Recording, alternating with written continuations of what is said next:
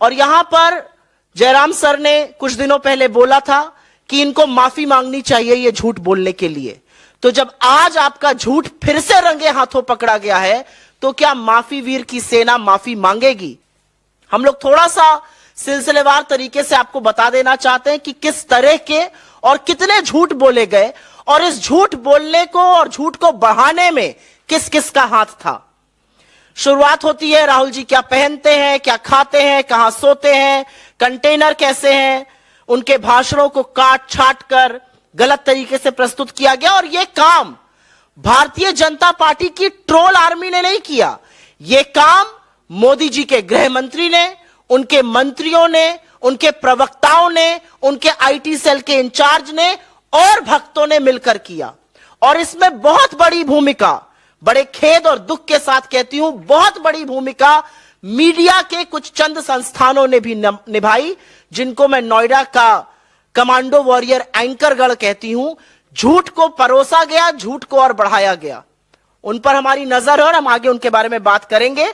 लेकिन मुद्दे की बात यह है कि जिन सोशल मीडिया प्लेटफॉर्म्स पर यह झूठ बढ़ाया गया, उन सोशल मीडिया प्लेटफॉर्म्स ने भी इस झूठ को बेनकाब किया। अगर एक आईटी सेल के ट्वीट्स को एक प्लेटफॉर्म कहता है ये मैनिपुलेटेड है या ये आउट ऑफ कॉन्टेक्स्ट है या फैक्ट चेकर्स उसको बेनकाब करते हैं, तो ये सिर्फ उनकी बेइज्जती नहीं है, ये उस अध्यक्ष की बेइज्जती है जिन्होंने उनको अपॉइंट किया है। जब मंत्री उसको शेयर करते हैं तो ये मोदी जी का झूठ पकड़ा जाता है जिनको उन्होंने नियुक्त किया है। तो सिलसिलेवार तरीके से 9 बड़े झूठ जो बोले गए और उनका कैसे पर्दाफाश हुआ। जैसा कि आपने देखा, पहला झूठ था 5 सितारा होटल की तरह कंटेनर है। कंटेनर ऐसे हैं जहां 4 से लेके 8 और 8 नहीं, कहीं कहीं 12-12 लोग एक कंटेनर में रुकते हैं। ट्रक के ऊपर बने हुए ये कंटेनर कोई ऐसी सुविधा से लैस नहीं है। और अगर ज्यादा उन सुविधाओं को उठाने का मन है तो भाजपा के कुछ लोग आए और रहे उन कंटेनरों में 4 महीने तक। गर्मी से बरसात हो गई और बरसात से कड़ाके की ठंड आ गई और आज भी यात्री उस कंटेनर में रुके हुए हैं। पहला झूठ यह था और उसका जबरदस्त पर्दाफाश हुआ। दूसरा झूठ, राहुल जी ने कन्याकुमारी में विवेकानंद जी की आराधना नहीं करी, उनका नमन नहीं करा। और इसमें राहुल गांधी ट्रोल मंत्रालय, जो सरकार को अधिकृत तौर पे बना देना चाहिए, क्योंकि उसकी एक मंत्री ऑलरेडी है स्मृति ईरानी जी, अपने मंत्रालय पर महिलाओं के खिलाफ अत्याचार हो या कुपोषण हो एक शब्द नहीं बोलती हैं। लेकिन राहुल गांधी जी को ट्रोल करना हो तो सबसे पहले लपक के आ जाती हैं। But the silly soul did not realise that there were pictures available, there was video available, जहां पर राहुल गांधी जी ने ना सिर्फ नमन किया विवेकानंद जी का, उनके स्मारक की परिक्रमा भी करी। तो उनका झूठ पकड़ा गया। लेकिन मैं यह जरूर बोलना चाहती हूं कि जहर उगलना राहुल गांधी के खिलाफ एक बात है, आप संविधान की शपथ लेकर एक मंत्री बनी है, आपका मंत्रालय जरूर बदलकर राहुल गांधी ट्रोल मंत्रालय बना देना चाहिए। तीसरा झूठ बोला गया, राहुल गांधी भाषण नहीं देते हैं और प्रेस कॉन्फ्रेंस नहीं करते हैं। आप में से तमामों साथी ऐसे हैं जिन्होंने पिछली 8 प्रेस कॉन्फ्रेंसेस राहुल गांधी जी की अटेंड करी है। उन्होंने तमामों जनसभाएं करी हैं, कई नुक्कड़ सभाएं करी हैं, जहां पर वो लगातार भाषण देते आए हैं और बिना टेलीप्रॉम्प्टर के भाषण दे रहे हैं और बिना सवाल जवाब एक्सचेंज हुए। जिसका मन आता है वो सवाल पूछता है, कोई सवाल पहले से नहीं आता है और लगातार सरकार को घेरने का काम कर रहे हैं। यह अलग बात है कि उनके भाषणों से सरकार की नींद गायब है। और एक बात और है, 8.5 साल से ऊपर हो गए, मोदी जी ने एक भी प्रेस वार्ता नहीं करी, बिना टेलीप्रॉम्प्टर के बोलते नहीं है। टेलीप्रॉम्प्टर फेल होता है तो मोदी जी ढेर हो जाते हैं। तो उनके लोगों को लगता है कि जैसे वो है वैसी दुनिया है, लेकिन ऐसा है नहीं। राहुल गांधी जी ने 8 प्रेस कॉन्फ्रेंसेस करी हैं, आगे भी करेंगे और लगातार भाषण देकर इस सरकार की बखिया उधेड़ रहे हैं। एक बहुत बड़ा झूठ बोला गया, यह चौथा झूठ है कि राहुल जी दक्षिण में सिर्फ चर्च गए। यह वही बोल सकता है जो ना हिंदुस्तान को समझता है, ना हमारे देश की संस्कृति को समझता है, ना दक्षिण की मान्यताओं को समझता है, ना दक्षिण के मंदिरों के बारे में जानता है। वैसे तो राहुल जी तमामों हर उस जगह गए जहां इंसान जाकर आस्था से सिर झुकाते हैं, चाहे वो मंदिर हो, गुरुद्वारा हो, दरगाह हो, मस्जिद हो या चर्च हो। लेकिन क्योंकि यह झूठ परोसा गया तो दक्षिण भारत के कुछ मंदिरों का जिक्र यहां पर करना जरूरी है। केरल का श्री नारायण गुरु समाधि शिवगिरी मठ, माता आनंदमयी का आश्रम, थुरवूर मंदिर, कर्नाटक में श्री कंठेश्वर मंदिर, सुतूर मठ, चामुंडेश्वरी देवी का मंदिर, आंध्र प्रदेश में श्री महायोगी लक्ष्मा अव्वा का मंदिर, श्री राघवेंद्र स्वामी मठ, महाराष्ट्र में गुरुद्वारा यादगारी बाबा जोरावर और फतेह सिंह जी, तख्त सचखंड श्री हजूर अचल नगर साहिब, गजानन महाराज मंदिर, मध्य प्रदेश में ओंकारेश्वर, नर्मदा का घाट और श्री महाकालेश्वर के तमाम उन मंदिरों में गए जहां हम और आप जैसे लोग जाते हैं और आस्था से इस देश की सुख और समृद्धि की कामना करते हैं। लेकिन ट्रोल आर्मी को, आईटी सेल को, भाजपा के मंत्रियों को और बददिमाग प्रवक्ताओं को, क्योंकि यह देश समझ में नहीं आता, यहां की संस्कृति समझ में, क्योंकि यह देश समझ में नहीं आता, यहां की संस्कृति समझ में नहीं आती, वो नहीं जानते कि ईश्वर का वास तो कण कण में है। पांचवा बड़ा झूठ परोसा गया कि भारत जोड़ो यात्रा में पाकिस्तान जिंदाबाद के नारे लगे, क्योंकि मंदिरों से दाल गली नहीं तो चिर परिचित स्क्रिप्ट आ गई पाकिस्तान की। वो झूठ भी पर्दाफाश हुआ। हमने एफआईआर भी करी उन लोगों के खिलाफ, क्योंकि यह बताना जरूरी था कि कांग्रेस जिंदाबाद को तोड़ मरोड़ कर आईटी सेल ने पाकिस्तान जिंदाबाद बनाकर प्रस्तुत किया था। छठा झूठ, और यह बहुत बड़ा झूठ था और यह आप सब लोग जानते और समझते हैं, कि राहुल गांधी जी ने नर्मदा मां के तट पर उल्टी आरती करी। अगर बेचारे ट्रोल आर्मी, आईटी सेल के हेड, ये मंत्री 7वीं कक्षा में जाकर थोड़ा पढ़ लेते स्कूल में तो लैटरल इन्वर्जन समझ जाते। जब आप आरती ऐसे करते हैं जो सही तरीका है करने का, तो वो कैमरे पर हमेशा उल्टी ही दिखती है, क्योंकि पी कैमरे पर 9 दिखता है। ये लैटरल इन्वर्जन होता है। लेकिन इस पर भी ये नहीं टिके। ये तब चुप हुए जब मोदी जी के तमामों वीडियो सामने आ गए और महामानव भी उल्टी आरती करते नजर आ रहे थे। आरती तो दोनों लोग सीधी कर रहे थे, लेकिन जब महामानव का चित्र सामने आया तो पूरी की पूरी ट्रोल आर्मी उसके बाद चुप हो गई। तो कहने की बात यह कि आप ट्रोल करने राहुल गांधी जी को जाते हैं, बखिया आप मोदी जी की उधेड़ लेते हैं, पता नहीं किसकी सुपारी लेके कौन काम कर रहा है यहां पर। उसके बाद 7वां झूठ बोला गया कि एक लड़की थी, उसने पाकिस्तान जिंदाबाद के नारे लगाए थे, उससे राहुल गांधी जी मिले। सर्वथा झूठ। इसको फैक्ट चेकर्स ने चेक किया, उसको सोशल मीडिया प्लेटफॉर्म्स ने गलत ठहराया। जिस लड़की ने ऐसा किया था, यह गलत नारा लगाया था, उसका नाम अमूल्या लियोना था। जिस लड़की से राहुल गांधी जी मिले वो Kerala student union of India की लीडर है, मीवा एंड्रोलिया। बेचारे भक्तों को चश्मा भी खरीदना चाहिए और हर छोटे बाल वाली लड़की को एक नहीं समझना चाहिए। 2 अलग अलग लड़कियां थी, उनके खिलाफ झूठ बोलकर अपनी मूर्खता का तो परिचय दिया ही, साथ में चश्मे का बढ़े नंबर का भी परिचय दिया। 8वां झूठ एक बोला गया, बड़ा भयावह झूठ था ये, कि यात्रा में यात्री जो है वो शराब पीकर निकल रहे हैं। असलियत ये थी कि ये मालाबार होटल एक चाय की दुकान है। हम लोगों ने उसकी जीपीएस लोकेशन भी रिलीज करी और वहां पर ओछिरा कोल्लम में यह दुकान थी। वहां पर चाय ब्रेक के लिए सब लोग निकले थे और वहीं से यात्रा की पुनः शुरुआत हुई थी। वहां के एक वीडियो को गलत तरीके से प्रस्तुत किया गया। इतने झल्लाए, इतने बौखलाए हुए ये लोग हैं कि चाय पीना इनको मदिरा नजर आता है, जैसा कि इनकी रैलीज में होता है। आज के लिए हम नवा और अंतिम झूठ आपके सामने बता रहे हैं और ये कुछ ही दिन पहले हुआ। फेक न्यूज के सरगना बीजेपी के आईटी सेल के हेड, उन्होंने ट्वीट करते हुए बोला और तमाम लोग उसके बाद उसको फैलाने लगे, उसमें से कुछ चरण चुंबक एंकर भी थे, कि कैसे पूर्व केंद्रीय मंत्री भंवर जितेंद्र सिंह जी ने राहुल गांधी जी के जूते के फीते बांधे। असलियत यह थी कि उनके जूते के फीते खुल गए थे, वो राहुल जी के साथ आगे चल रहे थे। राहुल जी ने उनको अपने जूते के फीते बांधने के लिए कहा।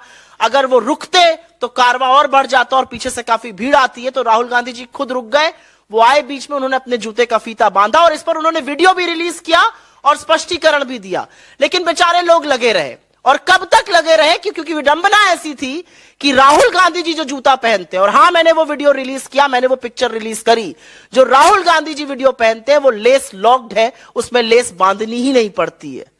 लेकिन बेचारे ट्रोल बार बार इनका झूठ पकड़ा जाता है। इनका एक ही काम है झूठ बोलना, लेकिन बार बार फजीहत होती है।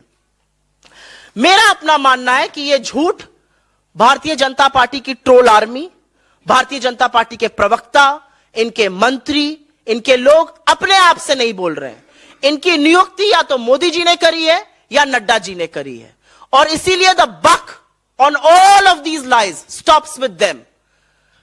उनके दरवाजे पर आकर ये सारे झूठ रुक जाते हैं। ये झूठ और दुष्प्रचार का काम उन्हीं लोगों ने किया है। हम ये जानते थे कि लोगों को भारत जोड़ता देखकर तानाशाह परेशान जरूर होगा, लेकिन माफी वीरों के इन झूठों को झूठ का पुलिंदा बनाते देखकर शायद थोड़ा सा तरस भी आता है। और जैसा कि मैंने कहा, कुछ नामी गिरामी न्यूज एंकर इस झूठ को बढ़ाने का काम करते हैं। जब बताओ तो डिलीट कर देते हैं, माफी मांगते हैं पीछे से, शायद सार्वजनिक रूप से आप लोगों को नहीं दिखाते होंगे, डीएम मैसेजेस कर और एसएमएस करके माफी मांगते हैं। लेकिन अपना जमीर बेचकर पत्रकारिता का जो आप स्वांग रच रहे हैं वो बंद कर दीजिए, क्योंकि आप किसकी गोदी में बैठे हैं वो आपकी हर एक ट्वीट, आपके हर एक फेसबुक पोस्ट, आपकी हर एक लाइक से जरूर पता चल जाता है। राहुल जी एक बात बिल्कुल सही कहते हैं और इस पर मैं 100% सहमत हूं कि बीजेपी का काम है छवि खराब करना, लेकिन बेचारे ये काम भी ठीक से नहीं कर पा रहे हैं, बार बार पकड़ लिए जाते हैं। कांग्रेस के खिलाफ दुष्प्रचार करने में मोदी जी ने अपने तमाम और ट्रोल आर्मी, बेतहाशा पैसा, मीडिया के अधिकांश एंकरगण को खड़ा कर दिया है। लेकिन जब भारत जुड़ने पर आ गया है तो ये कुछ नहीं कर पा रहे हैं। इनका झूठ बार बार पकड़ा जा रहा है। और एक आदमी अपनी तपस्या को करते हुए, अजनबियों को गले लगाते हुए, आंसू पोंछते हुए, लोगों को हौसला जताते हुए, उनके टूटे सपनों को बिखरे हुए सपनों को जोड़ते हुए आगे बढ़ता जा रहा है और यह देश जुड़ता जा रहा है। और यही हमारी जीत है। हर झूठ का पर्दाफाश होता है क्योंकि झूठ की उम्र बहुत कम होती है। तो आप लोग जरूर ये झूठ जो है दिखाइएगा। और यहां इस मंच से सिर्फ अंतिम यही कहना है कि यह झूठ प्रायोजित है, यह झूठ शीर्ष सरकार के शीर्ष ऑफिस से निकाले जा रहे हैं। हमें पता है कि 30 लोगों की एक आर्मी बैठकर पूरे वक्त यात्रा देखती है। मैं तो इस मंच से कहती हूं, आइए इस यात्रा से जुड़िए। मोदी जी खुद भी आए, इस यात्रा से जुड़े। जो प्रेम और मोहब्बत और जो जज्बा देखने को मिलता है उससे आपके अंदर की नफरत बदल जाएगी और आप एक बेहतर इंसान बन जाएंगे। नहीं, ट्रोल करने वाले खैर भाजपा की आईटी सेल है और आपकी कम्युनिटी के एंकर्स हैं जो पत्रकारिता का पहला मूल मंत्र भूल चुके हैं कि आपको बायस्ड नहीं होना है। छोड़िए उस बात को। एक बुजुर्ग व्यक्ति आए थे राहुल जी के साथ, वो तस्वीर लेना चाह रहे थे और बार बार जो सेल्फी लेने वाला व्यक्ति था उनके सामने कैमरा कर रहा था। आप वीडियो की स्पीड को जब बढ़ा देते हैं तो लगता है हाथ झटक रहा है। ओरिजिनल वीडियो में वो उसका हाथ नीचे ही कर रहे हैं, जैसा हम लोग कई बार सार्वजनिक जीवन में करते हैं। ये कोई मुद्दा ही नहीं है। मैं पहले तो इस बात का जवाब दे दूं कि जब राहुल गांधी जी या कांग्रेस पार्टी संस्थागत रूप से कुछ करती है तो वही पार्टी की विचारधारा है और वही पार्टी का स्टैंड है। किसी ने किसी सोशल मीडिया प्लेटफॉर्म पर क्या कहा, जो कि अब डिलीट भी हो चुका है मेरी जानकारी के अनुसार, मुझे नहीं लगता वो चीज मायने रखती है। और आप एप्पल्स टू ऑरेंजेस कंपेयर करिए। कहां राहुल जी अगर एक स्टैंड लेके खड़े और किसी ने कोई ट्वीट किया, वो उनका व्यक्तिगत मत हो सकता है, लेकिन मुझे नहीं लगता वो पार्टी का किसी भी तरह से स्टैंड है। आप सब लोगों ने सवाल पूछा कि अटल जी की समाधि वो क्यों गए। मुझे लगता है कि वो अटल जी की समाधि भी गए, वो चौधरी चरण सिंह जी की समाधि भी गए, वो शास्त्री जी की समाधि भी गए, महात्मा की समाधि भी गए, नेहरू जी की भी समाधि गए, इंदिरा जी पर भी गए और राजीव जी पर भी गए। शास्त्री जी का मैंने बोला। मेरा अपना मानना है कि राहुल गांधी एक तपस्या पर निकले और वो कहते हैं ये कि मैं एक तपस्या पर निकला हूं। मेरे लिए भारत जोड़ो यात्रा एक तपस्या के स्वरूप है। और जब आप तपस्या करते हैं तो आप सबको जोड़कर चलने की कोशिश करते हैं। हमारा अपना मानना है कि भारतीय जनता पार्टी के लोग भी अगर यात्रा में शामिल होना चाहें, जो पहले हाथ बांध के दफ्तरों के ऊपर खड़े रहते थे और अब अभिवादन करते हैं हाथ जोड़कर जब हमारी यात्रा उनके दफ्तरों के बाहर से निकलती है, ये बदलते भारत का स्वरूप है। अटल जी की जहां तक बात है, हर व्यक्ति का इस देश को बनाने में कंट्रीब्यूशन है। और जब राहुल जी वहां जाते हैं तो वो एक ऐसे व्यक्ति की समाधि पर गए जिन्होंने 2002 में गुजरात के मुख्यमंत्री को और आज के प्रधानमंत्री को राजधर्म की शिक्षा दी थी। और मुझे ऐसा लगता है कि राहुल गांधी जी को अटल जी की समाधि पर देखकर आज के प्रधानमंत्री को अपना राजधर्म जरूर याद आना चाहिए और उनको उसका पालन करना चाहिए जो अटल जी उनको कभी सिखाना चाहते थे। राजनीति बड़े मन से की जाती है और वही काम राहुल गांधी जी ने किया। आज इस लोकतंत्र में हर विचारधारा समावेशित होती है। लोकतंत्र सिर्फ कांग्रेस है, हम ये बिल्कुल नहीं मांगते। हम नहीं सोचते कि भाजपा मुक्त देश हो जाना चाहिए। हमारा अपना मानना है कि हर विचारधारा की अपनी जगह है, लेकिन अगर विचारधारा का यह विषाक्त रूप जो आज देखने को मिल रहा है, विचारधारा के नाम पर अगर एक पर्टिकुलर कम्युनिटी को, शोषित वंचित समाज को अगर आप टारगेट करेंगे, उनको मारेंगे, उनको पीटेंगे, तो जरूर हम उसके खिलाफ बोलेंगे। मुझे नहीं लगता कि अटल जी की सरकार में, अगर अटल जी प्रधानमंत्री थे और उन्होंने अपने मुख्यमंत्री से कहा राजधर्म का पालन करो, तो जिस विचारधारा का उल्लेख आप कर रहे हैं उन्होंने वो नहीं किया था। वो संविधान के साथ खड़े थे और संविधान में सबके हितों की बात कर रहे थे। And what does he have to say about our victory in Himachal? Does that not change the political picture in this country? What does he have to say? The hands down victory of the Congress party in the गढ़ में घुसकर हराया है नागपुर में हमने Bharatiya Janata party को, उसके बारे में वो क्या कहेंगे? The message in Gujarat is very wide and clear that there is a team B and 5 MLAs were almost willing to jump ship, but it would have reflected very badly on both team A and team B, and which is why they were stopped. Let us not read too much into one verdict and not the other. If Gujarat was a reflection of that, then what is Himachal a reflection of? Somebody should turn around and ask the Home Minister these questions. देखिए, आपने अभी तक देखा होगा कि तमाम वो लोग दलगत राजनीति से ऊपर उठकर भारत जोड़ो यात्रा के साथ जुड़ रहे हैं। उसमें राजनीतिक लोग भी हैं, उसमें समाज सेविकाएं भी हैं, समाज सेवक भी हैं, उसमें किसान हैं, उसमें मजदूर हैं, उसमें डॉक्टर्स हैं, उसमें आशा आंगनवाड़ी के लोग हैं। तमाम वो ऐसे लोग हैं जो दलगत राजनीति से ऊपर उठकर भारत जोड़ो यात्रा के साथ जुड़ रहे हैं, क्योंकि उनको लगता है कि आज देश को जोड़कर रखने की जरूरत है। अगर बिखर गया तो बड़ी मुश्किल हो जाएगी समेटने में, और ऐसे में हर योद्धा का स्वागत है। मुझे नहीं पता आप लोगों ने नोटिस किया कि नहीं किया, लेकिन 24 तारीख को जब दिल्ली में यात्रा चल रही थी तो डीएमके के, शिवसेना के तमामों सांसद यात्रा में आके चले थे। वो भीड़ और वो जनसैलाब इतना बड़ा था कि शायद आप लोग इतना नोटिस ना कर पाए हो, लेकिन तमाम दलगत राजनीति से ऊपर उठकर लोग इससे जुड़ रहे हैं। तो यहां पर हर योद्धा का स्वागत है। हर योद्धा जो इस देश को जोड़कर रखना चाहता है, जो बुनियादी तौर पर इस देश की संस्कृति को, इस देश की मान्यताओं को समझता है, वो इस यात्रा से जरूर जुड़ेगा। मेरा तो अपना मानना है कि इस यात्रा में मोदी जी को स्वयं आना चाहिए। आएंगे, चलेंगे, जज्बा और मोहब्बत देखेंगे लोगों की, तो अंदर की नफरत भी खत्म होगी और इस देश को थोड़ा समझेंगे भी। फिर शायद टेलीप्रॉम्प्टर लगाने की जरूरत ना पड़े। थैंक यू, बहुत बहुत धन्यवाद आप लोगों का।